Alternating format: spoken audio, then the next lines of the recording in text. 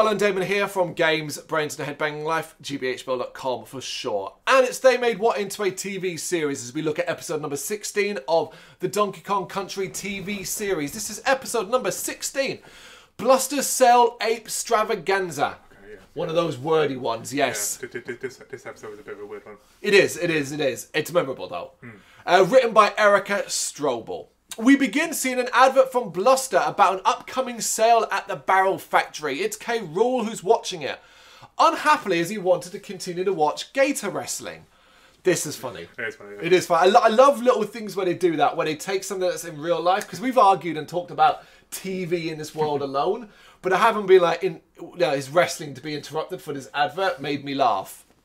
Clump comes along with a new secret weapon and volunteers Crusher to test it out, but the lizard is nowhere to be found. Clump suggests that he's probably watching his favourite TV show, which is called Sing Along with Uncle Swampy, a popular show that apparently has over 1 million viewers. So that blew my mind, because there ain't 1 million people on Congo Bongo. So that means there must be other places. There's a world. Yes, yeah. So what is the rest of that world like? Fascinating, right? Yep, definitely. This gives K. Rool an idea though. And he declares that he will go on TV and announce himself as the ruler by stealing the coconut live on TV. Unsurprisingly, Clump is dubious, but K. Rool sends him off to prepare the secret weapon. Yeah, I get Clump being dubious. I do. We've talked about this before. I really do enjoy that a lot of the lizards now, including the henchmen and Clump and Crush and all that, are exactly like we are when he's like, I'm going to steal the crystal coconut.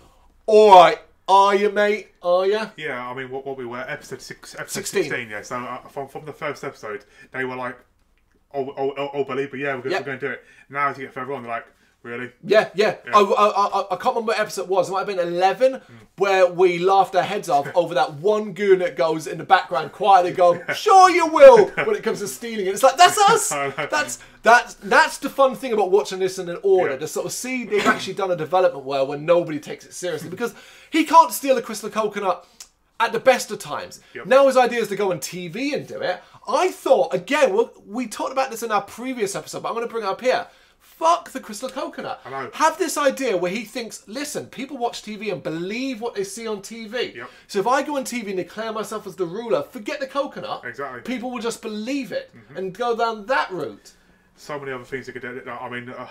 but instead we go bring the coconut back. It's always got to be the coconut, yeah. Always has to be. Anyway, at the barrel factory, it seems as though Candy suggested Bluster do commercials.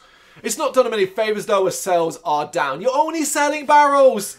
How on demand are those? That's why sales are down. Yeah.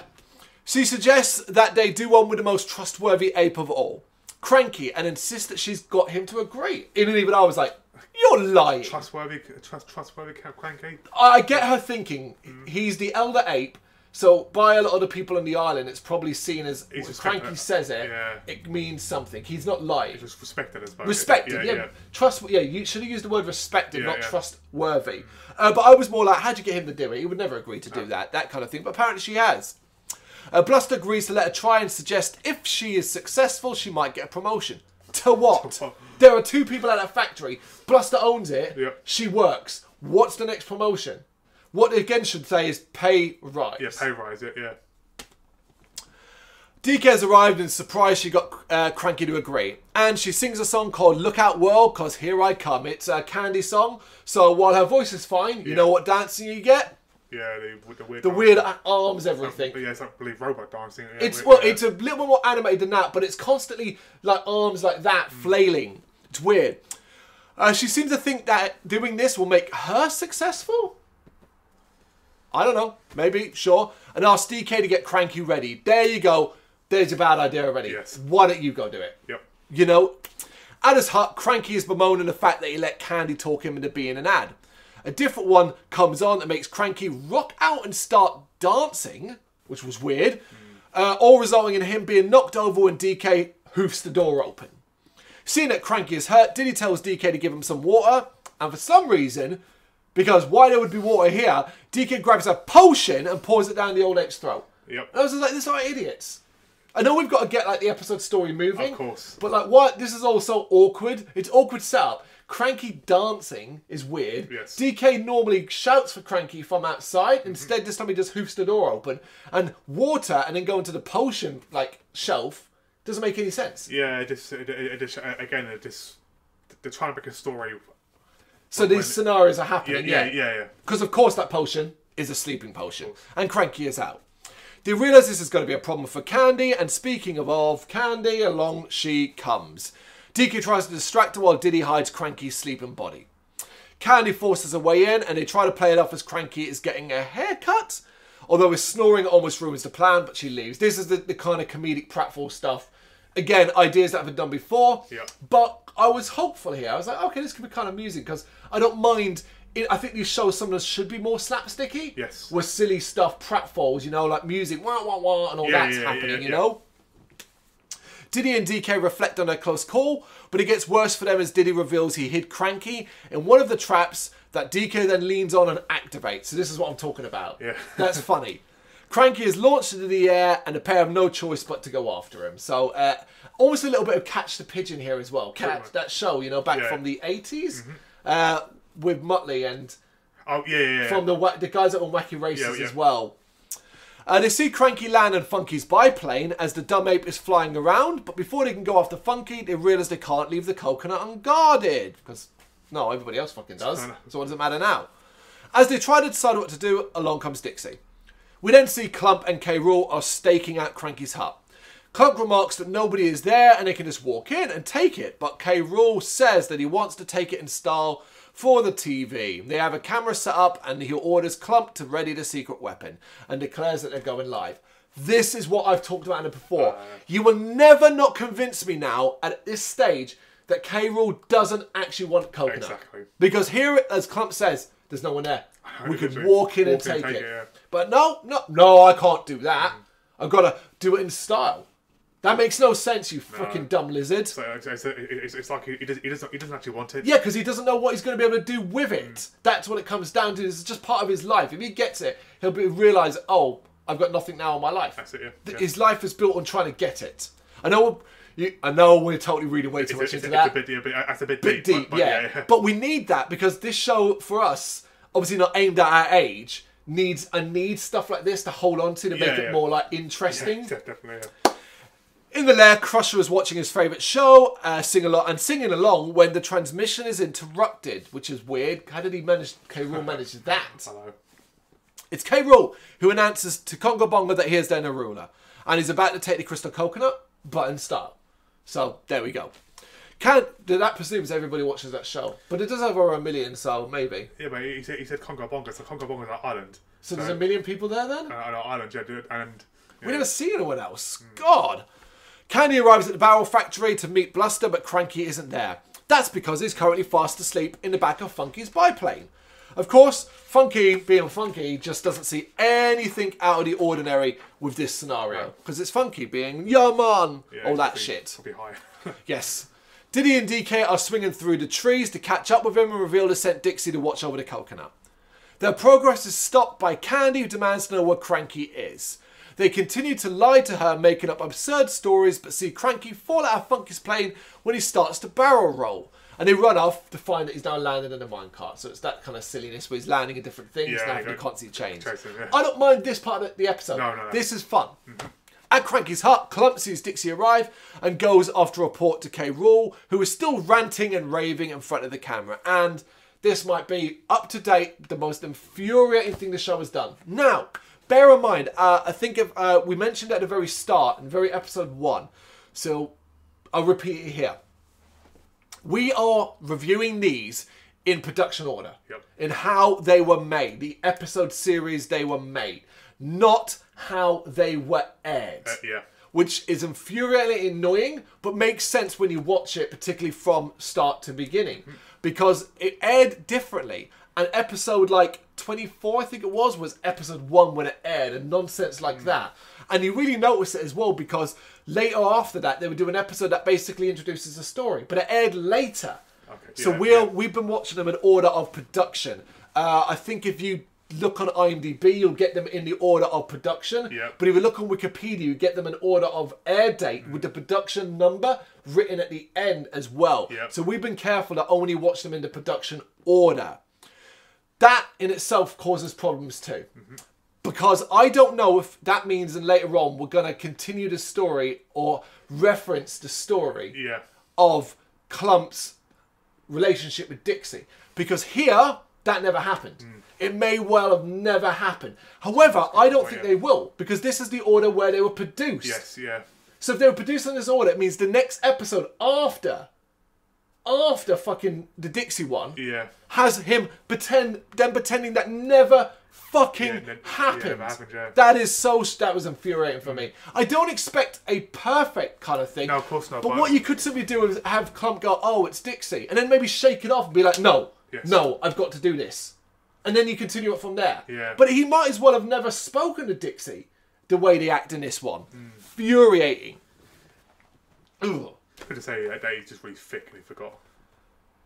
Maybe, but then maybe take 10 seconds to do the way he looks at her and goes, wasn't I friends with that ape or something like that? Just something, you know? This just pretends it never happened. I think it's because obviously it's addressed for, it's made for children, and I don't think children obviously look into that. Obviously we're going to obviously review it obviously more in detail. I do agree with you to a point, but I think this is so prevalent, the fact that it comes directly after the others, I think children would be confused. I think shows like this do a disservice to children, and you do as well when you say that. I mean, because children are smart.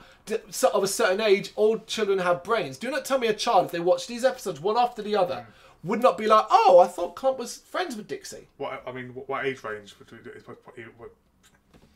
10 onwards? No, I think maybe it's between the ages of maybe as young as 4 to like 12, maybe. Yeah. I don't know. It's hard to tell because sometimes I think there's nuanced stuff. Other times I think there's stuff that's aimed at just like, because you can't even say, visually the show will entertain a really young child because it's not that visually pleasing. No. It's a difficult one. It is a difficult one.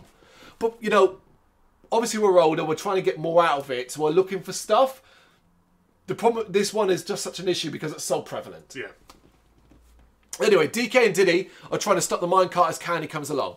She's very mad, and once again, DK is able to blow her off. We then see Cranky's cart hit another cart, launching him into the air.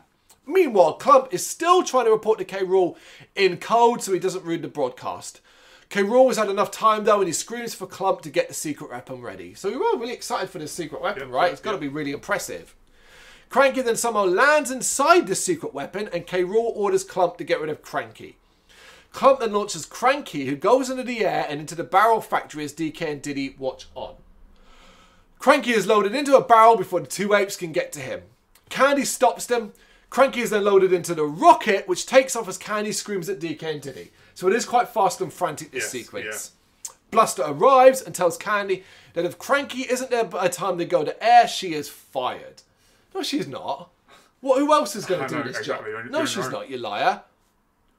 Candy is downbeat and apologises to DK for her behaviour, which is fucking rare. I know. An apology from Candy for her behaviour. First and only time, I think. She then sings a song called Just Remember Who You Are. Once done, she apologises again for blaming DK, but he guarantees he will get Cranky there in time for the advert, much to Diddy's shock and Candy's happiness. DK insists to Diddy that he's got to fix it and he'll help themselves to Bluster's barrel copter. So DK is doing one of those things where he's like, I'm going to promise something that's impossible. Yes. Meanwhile, K. Rool was still going on in front of the camera because he's delaying tactics. Yep. He's like, I don't want that coconut. I've got to wait till the apes come back. Of course. He finally reveals the secret weapon, which is basically a barrel, and tells Clump to get inside it. DK and Diddy have managed to catch up with the rocket ship as it drops its cargo. And DK says it is an idea and gets Diddy to fly the copter. K. Rool then reveals that the plan is to launch Clump out of the barrel where he will get the coconut. And I was like, that's so stupid. Isn't that what the barrels do a lot of the time anyway? Could have just walked in and picked that up. Meanwhile, Cranky's barrel bounces into K. Rool's lair while Crusher is watching the broadcast. DK then jumps in, lands in the barrel and it rolls back out, much to Crusher being like, what's going on? Like, I'm just not paying attention. No. K. Rool launches Clump, who slams into the front door that Dixie then closes in his face. Did laugh at that. It was a really funny, like, just close it in his face and slam. He bounces back in a rope, taking K. Rool and a weapon out with him.